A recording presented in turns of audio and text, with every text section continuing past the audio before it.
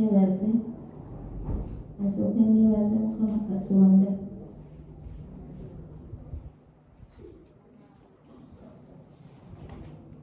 Neebaza Katonda olw'okuuza ekirabo kya Joseph Ongole.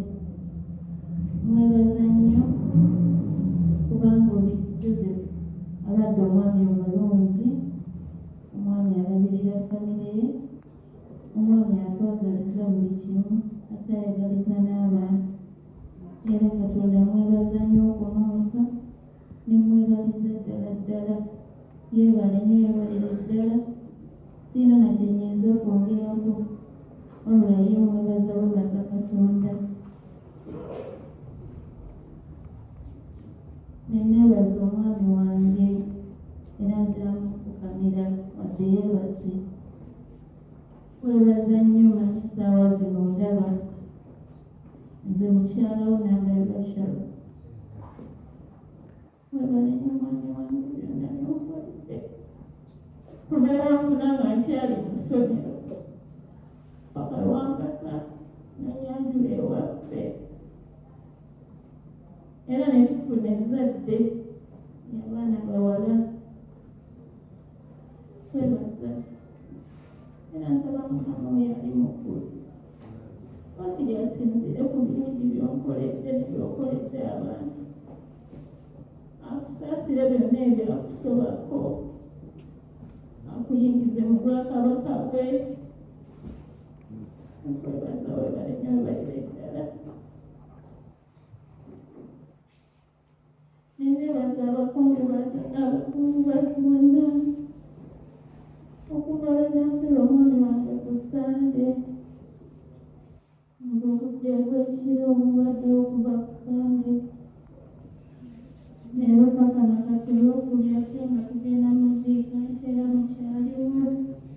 Mwebale nnyo, mwebalire ddala. Nalindira okwogera wabula Mukama abantu ebimena kye musinga okwagala. Mwebale kwagala Joseph. Mwebalire ddala.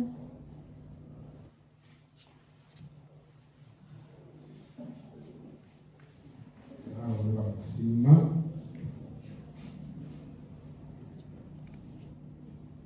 Joseph kyasigalizza Saala. Abooluganda balamusiza mu nnya ya Mukama waffe Yesu Kristo.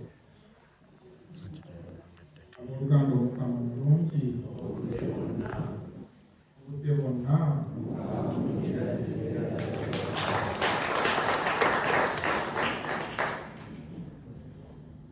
Abooluganda tusooka okwebaza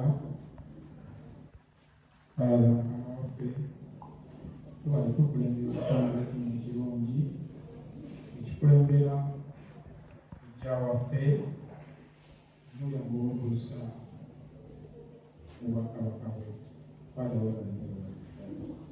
Abasomesa Abakristo mwenna abakuŋŋaanye wano mu bitebe eby'enjawulo mwebale nnyo, mwebale ddala. Mwebale nnyo olunaku omwawulira kojja wange ono ng'akwatiddwa obulwadde amaze omwezi mulambo ekiro. Omwezi mulambo era gumaze tayogedde ekigambo kyonna. Tugenda ne tulambula anaayogera, enkya anaayogera n'ebigaana, era afudde kojja tayogedde ekigambo kyonna. Mwebale bannaye ab'Omukama abatubeereddewo. Tumenyane tulekaane.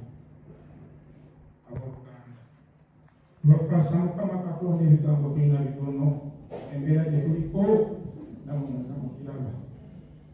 Kuba famire tubakwasa Mukama Katonda abaddizeewo buli muntu wonna kyonna kyakoze buli akutte mu nsawo n'atasobodde natuweereza essaala ab'Omukama tubeebaza. Mwebale kukuuma mpisa ekyamazima. Tusaba Mukama atukulembere byonna gye tulaga tweyongera tukuuma empisa. Kojja waffe akulemberwe bulungi atambule bulungi Mukama amusonyiwe ebyamusobako. Abooluganda tulina bitono twakwasiza Mukama Katonda mu byonna. Tusaba Mukama Katonda kojja waffe amuwe kyuma.